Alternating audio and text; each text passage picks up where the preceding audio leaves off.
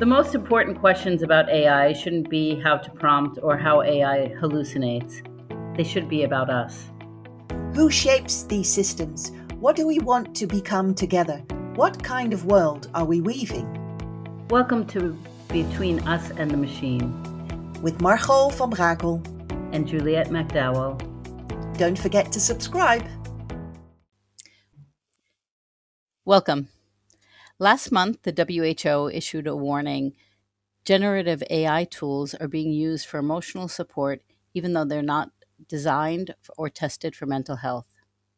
A February study linked heavy chatbot use to higher depression risk. Psychologists are reporting AI-induced psychiatric crises, including encouraging self-harm. Today's talk is centered around creating psychological safety when using AI. Our guest today is Brittnee Savage, founder of the BAI Group and author of The Case, Context, Attunement, Safeguards and Escalation Standard, the first governance architecture to make psychological safety a normative requirement for AI compliance. She spent years building systems at Amazon Web Services before walking away to help organizations govern AI for human flourishing, not just efficiency. Brittnee, very welcome. Thank you so much, Margot and Juliet. I'm appreciative of you all having me. Psychological safety in AI is such an important topic, especially at this time. So I'm really excited to be here to hopefully shed some education and also convince others that need convincing about why this is a priority and to take action. So thank you. Brittney, these harms are happening now. In real time. Is this the moment that your framework is built for? Yes, exactly. And to expand on it a little bit, it is my belief that this framework, specifically the 4 pillars, Margot, thank you for highlighting those earlier, context, attunement, safeguards, and escalation. Those 4 pillars are really what is key to focus on in order to establish an environment that prioritizes psychological safety within and around human and intelligence partnership and use. And it is relevant for right now, but honestly, it has been relevant for the past 30 or so odd years since humans and machines have been in close collaboration ever since the world has transitioned from the 3rd Industrial Revolution to this 4th Industrial Revolution, where we are more focused on innovation through technology. And so I'm sure I'll expand on this later, but we've never efficiently and effectively prioritize human psychological safety when it comes to the use of intelligent tools, whether that's AI or whether that's some of our more analog, more traditional intelligence tools. So it's here for now, and it applies for the last 30 years, and we're catching up. I think that's my core position. And Brittnee, I think this also ties into the digital therapist test that you've built to measure something that regulators aren't even looking at. So what does it capture that standard risk assessments miss? Yes. So the digital therapist test is really our main gate, right, for establishing whether or not we can safely deploy any type of AI system or tool into an environment for human use. And so really what that test is if a system can't pause, escalate, or show the appropriate deference to the established accountability in the governance architecture that was set and defined from the very beginning, then the system is not approved to deploy. It's not approved to be released, and humans shouldn't be interacting with it. And if I can, a little bit, because I appreciate that this conversation was kind of rooted in my case framework from Substack.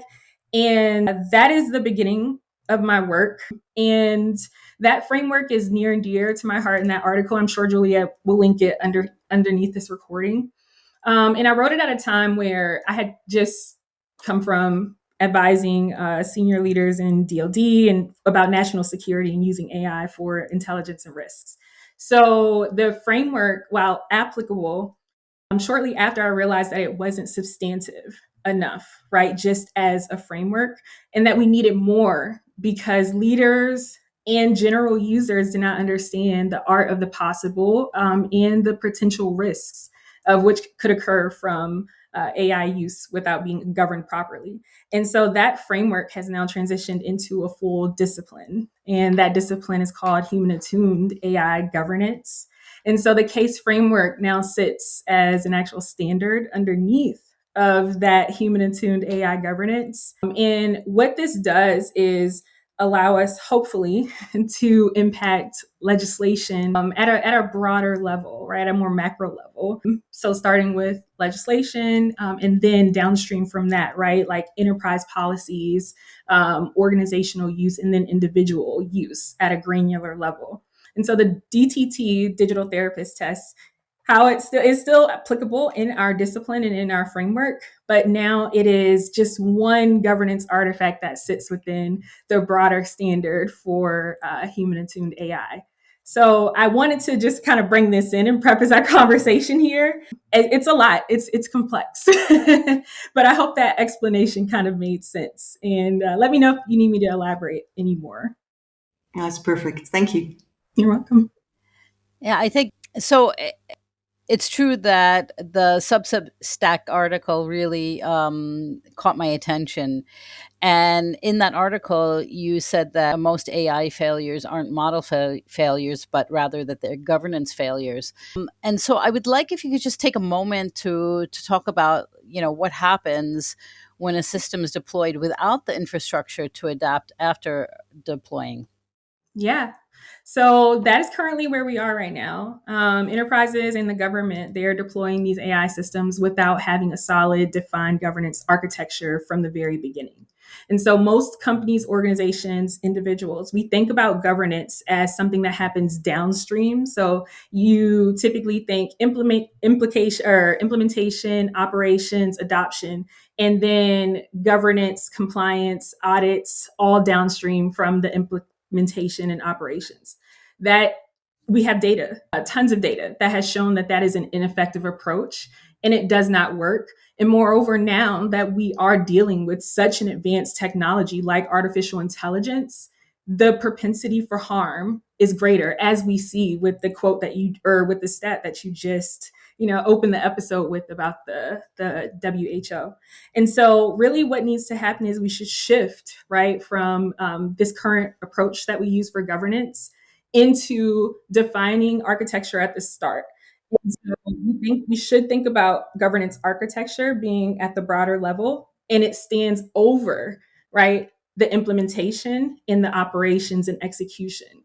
So it should be architecture at the top, and then we have underneath implementation is layer one, and then deployment and continuous operations is layer two.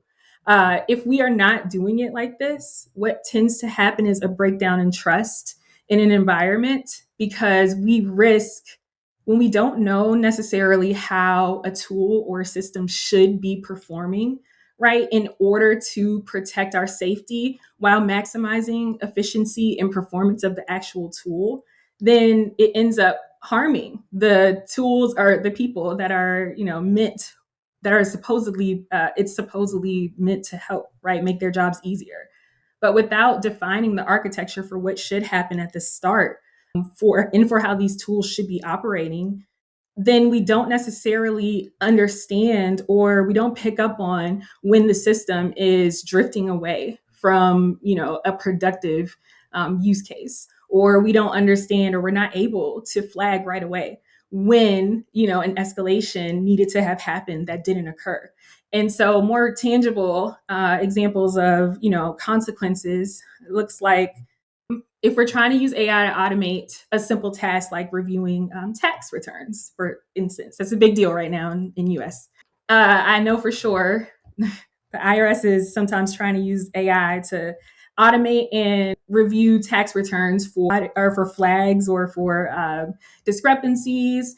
And typically what they want to have happen is that the AI escalate any flags that they find to a human reviewer for further review and to assess whether or not further action is needed on the human part. And then the human should be able to tell that AI to proceed, right, if it's within bounds. But that's not happening. What has been happening is that because there's such a large amount and a large volume of work, and then we're humans, right? Our use cases, our taxes, nothing is like just at one level. It's all multidimensional. It's very nuanced. So the AI systems are not able to accurately flag, at what needs to actually be flagged. And so this is causing double, triple, quadruple the workload on the human users that are supposed to be interacting and using this tool.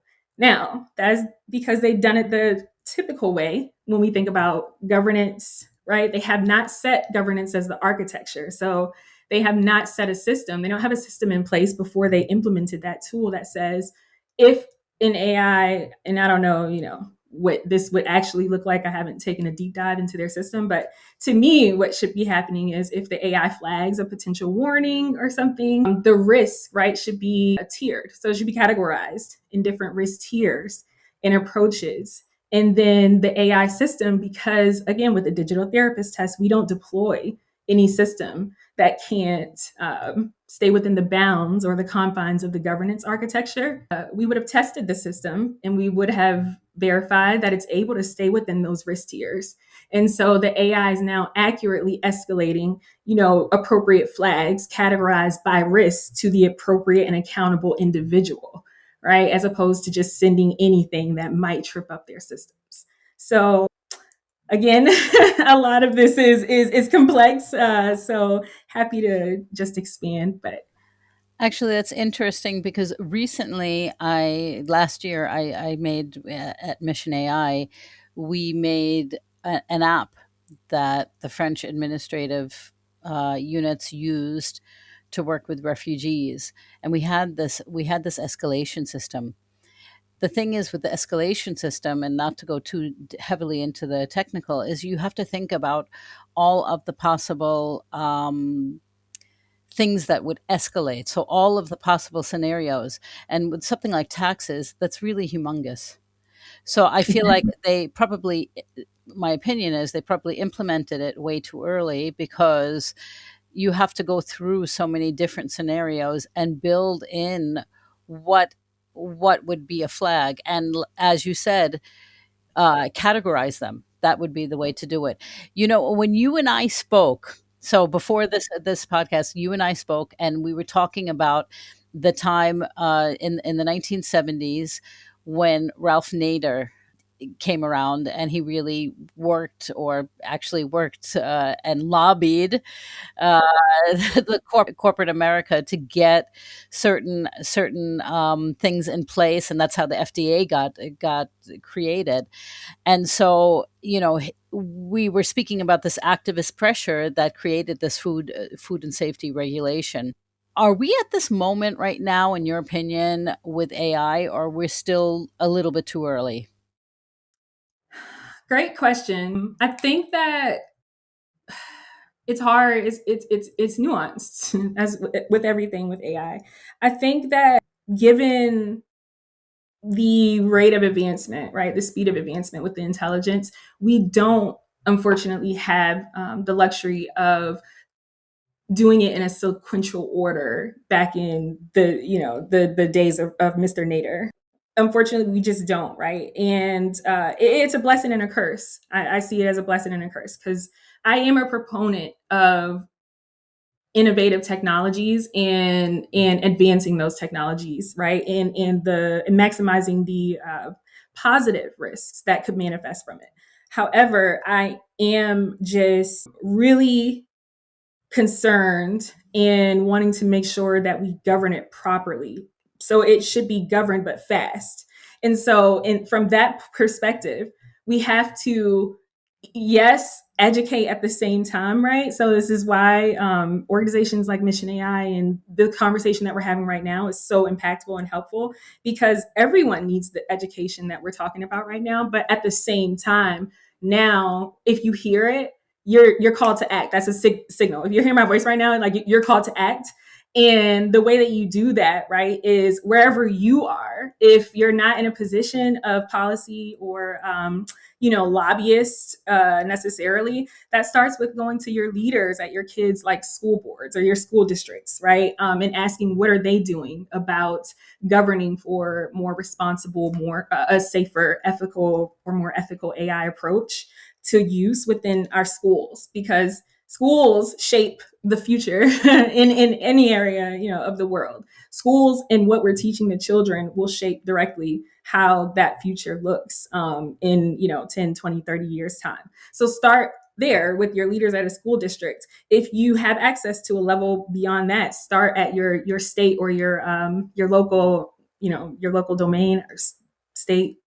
You know what I mean? Start with your local leaders and write a letter, right? Or make a call and just ask the question, hey, what are you doing to make sure that AI use and AI advancement under your propensity to the best of your ability is attuned to human needs? And if you need to say it a safer way, right? We're all used to the language of ethical AI, responsible AI, human-centered this, human-centered that.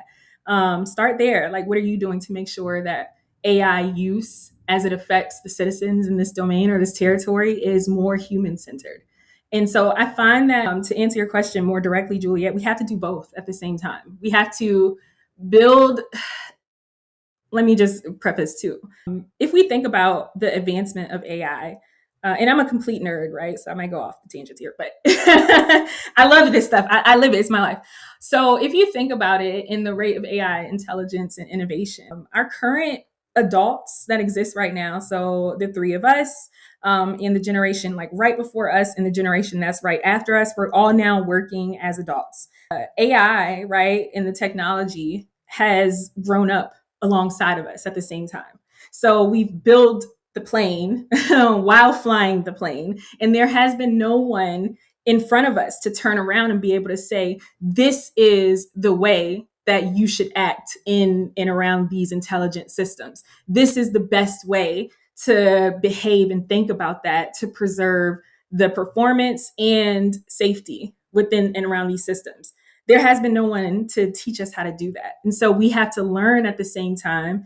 We have to learn, we have to enable, and we have to lobby for a better path forward. And so if you think about it like that, it's a lot. It's a lot of pressure, but I think, we're here now. We need it. Yeah, thank you. I think also the message that you're sharing is that it's a shared responsibility. We can't just leave it up to a few people building it. That's what I also find so important, that everyone is informed about AI so that we can carry this responsibility together. And in the pace that things are happening now, everyone has impact. Like you just so asking the question that's already making an impact. So yeah, it's so important that we realize that we all carry this responsibility and that we all have the influence to, kind of steer it in the right way. Yeah. Can I make one comment too to piggyback off that? I think in the spirit of human attunement, right? We and going back to prioritizing psychological safety, it's not just within like the way that we use the technology. It applies to how we think about this technology and how we approach teaching it to the generations that are coming behind us. Also, as to how we, impact what the future and regulation looks like. And so let's take the pressure off of ourselves because we're all so new to this. This technology has advanced so fast that like it's impossible for anyone to be an expert in it. We're still at the very beginning of the AI, era. We are here at the very beginning, but we have to act fast because of the rate that the technology requires us to. However, let's take the pressure off of ourselves, be kinder to ourselves, and give ourselves grace and just start with questions. Like, I don't have to be an expert, right, to understand and to talk and to engage in discourse about this and what it looks like. I just have to care. So to your point, Margot, I think that's so important to highlight when we have these discussions. I'm knee deep into the, to the writing and the work. So I forget to say that sometimes, but I would just encourage anyone to really, I want to meet people where they are, and then turn around and encourage others to meet others where they are. So it's not an exclusive area where only the experts should be engaged. That's why Juliet started this whole show, because we felt we need to have this conversation together with all of us. It doesn't matter where you are coming from, but just be involved. And I always invite people to be radically curious. Like that's the like ask the questions. It's okay if you don't know, but just ask, try to understand. And by asking the questions, you challenge or you invite the other person to also start thinking. So yes, fully agree. That's what makes us human. Yeah. That's what makes us human. The ability to ask questions and engage other humans in conversation. AI still can't do that, so it's not going to replace us. That's another. Let's Yeah, dispel yeah, that. So, sorry, Juliet. Go ahead.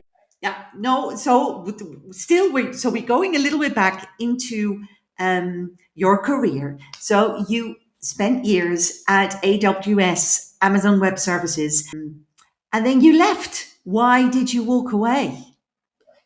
Yes, I walked away really because I worked from the product marketing. I was in the AWS product marketing team, and I was responsible for global product launches and messaging, but centered around like events. So events launches, events messaging. This is around COVID time too. So I actually led the very first in-person event, reInvent, sorry, conference after shutting down for 2 years prior for COVID. We came back for this in-person reInvent, and we drew 55,000 plus in-person attendees in Las Vegas, and that was year 2023.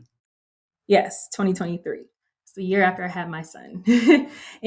and what I really saw there was AWS, Amazon is foundational, right? In legacy, legendary, I guess is the word I'm looking for like cloud services. But the general public, when I would go outside of like the Amazon, and have conversations with general public about technology and adoption and enablement, no one really understood like what the cloud was. No one understood the art of the possible.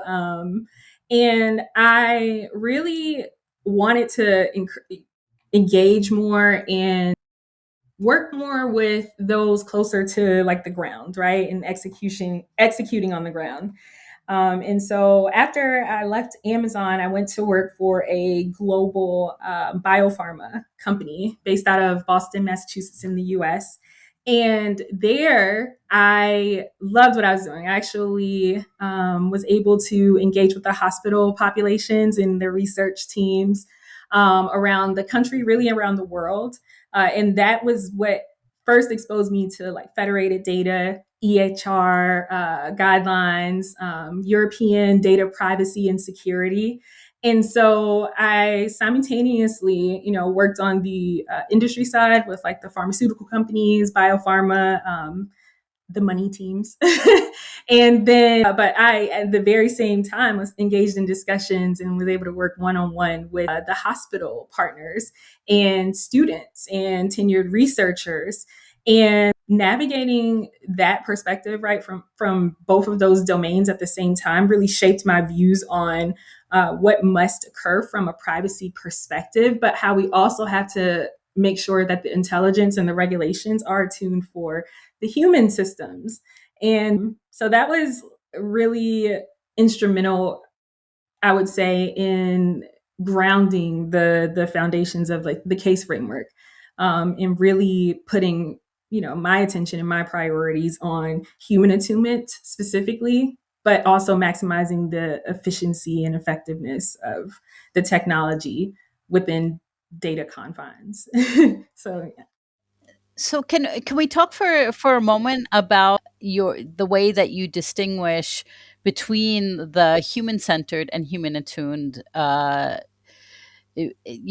AI is infrastructure, and you say that it's not a tool or a game. So what changes when we actually treat it like that? Yeah.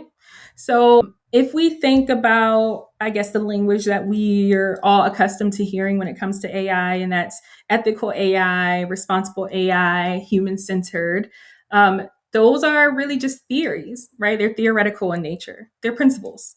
And so, my premise for human attuned AI is that we have to now move beyond the theory and the principles and into actual execution, right? And that is really how do we build those principles into an operational approach to AI use, infrastructure, and regulation. And so, attunement is the key here. And that is one of the core case pillars of context, attunement, safeguards, and escalation. And so, if we're attuning, that's an actionable verb, duh.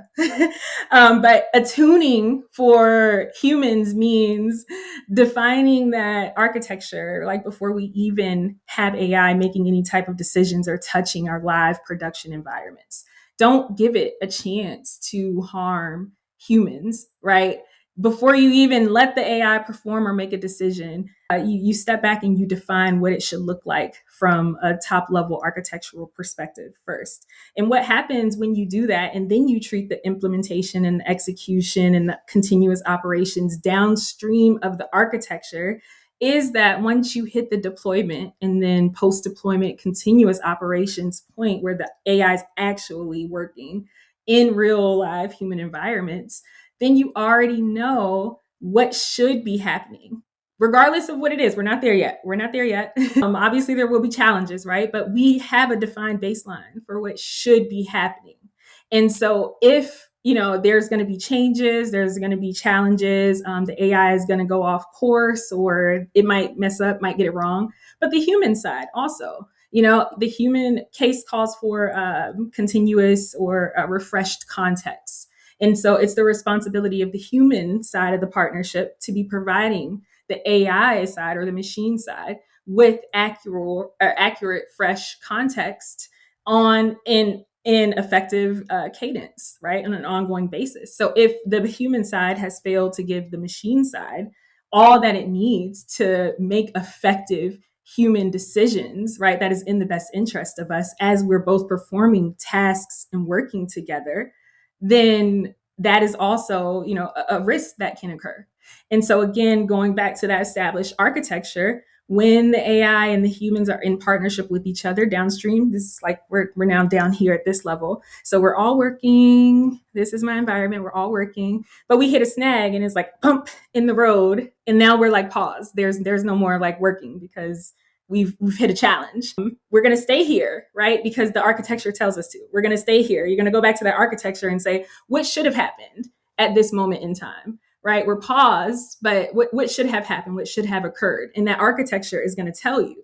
And so then we're going to refine and attune, right, for the changes in the conditions that surround whatever happened to make us have this bump in the road or this pause in operations. We're going to go back to the architecture and we're going to attune our solution or our process or our approach to realign with what we said at the very beginning.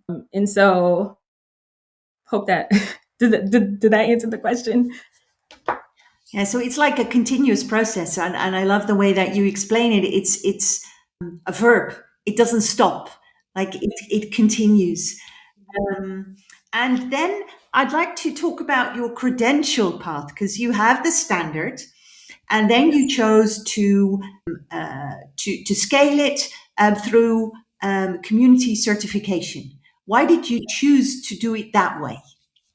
Thank you. Oh my gosh. Like I wish I had you both with me, like at every talk or discussion I do. I always leave out like pivotal stuff.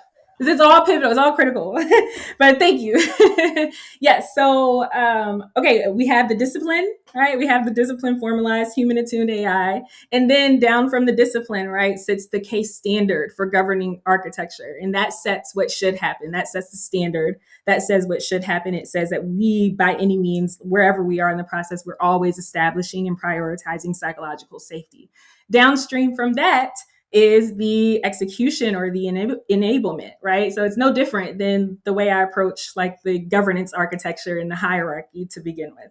And so when we think about enablement or, really education, that's really what it is. So now we are bringing in the communities, right? And we're enabling actual people like the three of us to learn and to really, equip us all with the knowledge and the tools and the abilities to go in with the standard into whatever organization or environment that you're in and be able to establish a governance architecture, right? And be able to assess implementation and execution processes, and then be able to see from a top level approach what should happen so that we can have that overarching, governance, and then implementation, execution, and audit and compliance fall underneath of that.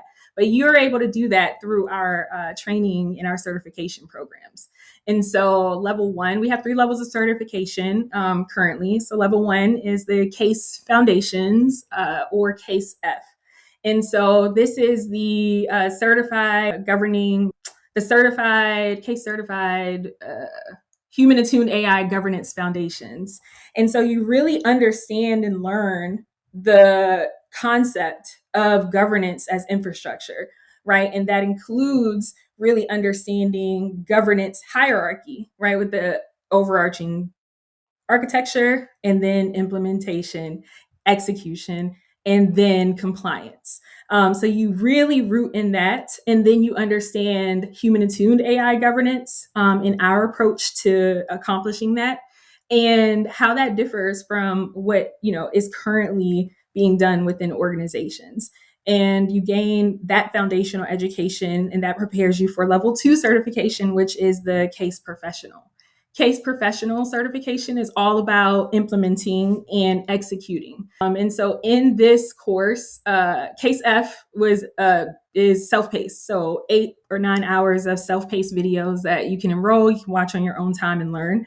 CASE P is a live 6-week cohort. And so I'm currently accepting applications for our founding cohort of the CASE Professional. And we have 2 different sections, one that's amenable for the US East Coast time, and then one that's amenable for the UK side of the house, UK and that area of the world. In it, you really learn how to implement the case standard and establish a governance hierarchy. You also understand how to work with, right, and how to set up and how to engage with implementation vendors. So there's these governance tools and resources that exist now. We're all hearing about them on LinkedIn.